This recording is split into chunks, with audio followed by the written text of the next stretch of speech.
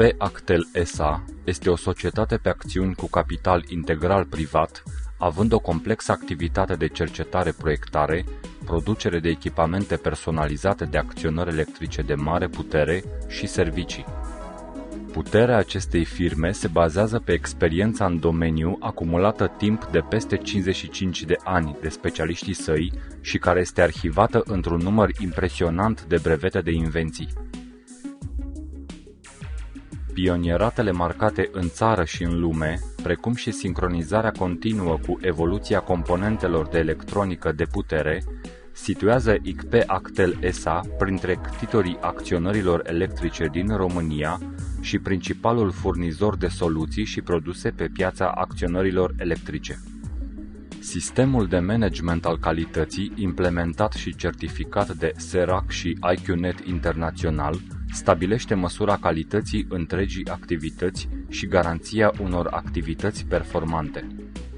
Parteneriatele încheiate cu Siemens România și Schneider Electric au conferit societății statutul de integrator Siemens și Schneider și implicit recunoașterea internațională a activităților legate de producția și vânzarea echipamentelor din domeniul acționărilor electrice. Domeniile în care echipamentele XP Actel își găsesc aplicație sunt dintre cele mai complexe, cu condiții speciale de mediu și anume: producerea, distribuția și transportul energiei electrice, forajul marin și terestru, industria, telecomunicațiile, petrochimia, metalurgia, transportul pe calea ferată și maritimă, agricultura.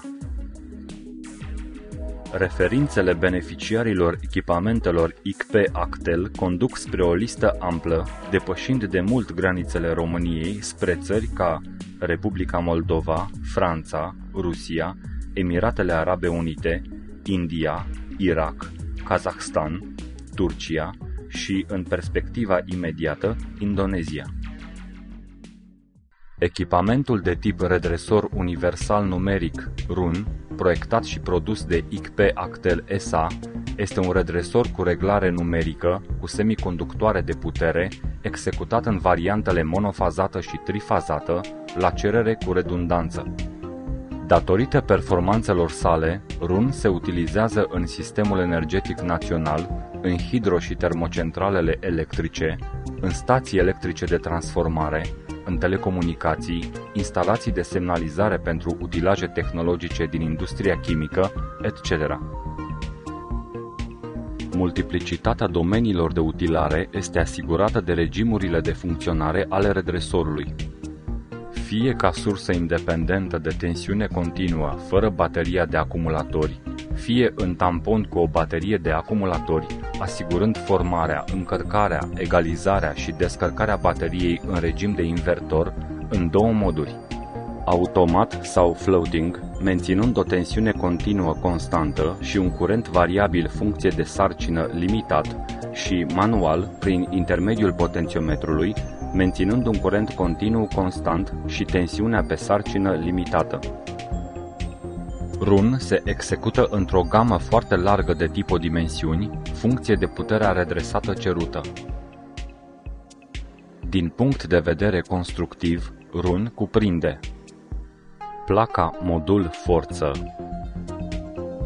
placa de comandă și reglare numerică, așa numitul creier al RUN, placa afișor, întreruptoare automate, relee de avarie, de supraveghere, rezistența de izolație, de temporizare și lipsă faze, siguranțe ultra-rapide.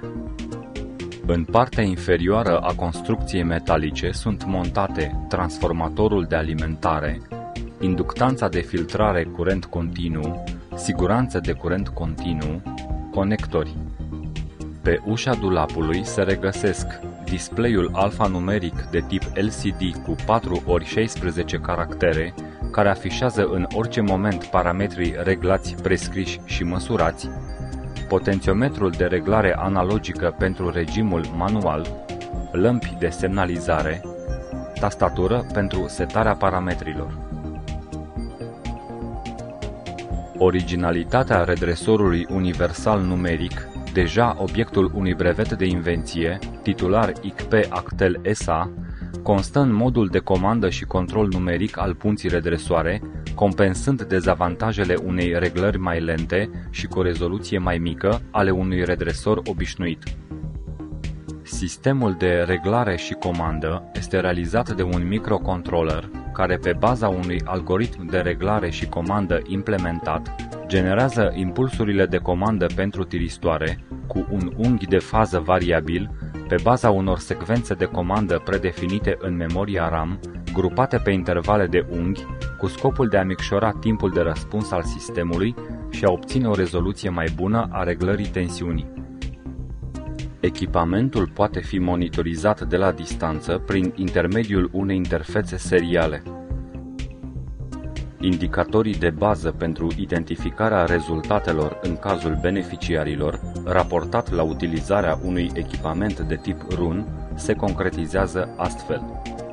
Durata medie de viață a bateriilor de acumulatori sarcină pentru redresoarele RUN a crescut de la 6 la 10 ani. Durata medie de viață a produselor RUN a crescut de la 15 la 25 de ani. Cheltuielile de mentenanță au scăzut cu circa 25% față de soluția redresoarelor cu reglare analogică, adică de la 180 lei produs pe an la 135 lei produs pe an. MTBF a crescut de la 8760 de ore la 40.000 de ore. Efectele financiare atrase de implementarea echipamentelor RUN în producția de serie a ICP Actel SA sunt: raportul optim calitate-preț, care a determinat ca pe piața internă de produse de tip redresoare RUN, 90% dintre acestea să o constituie produsul de marcă ICP Actel SA.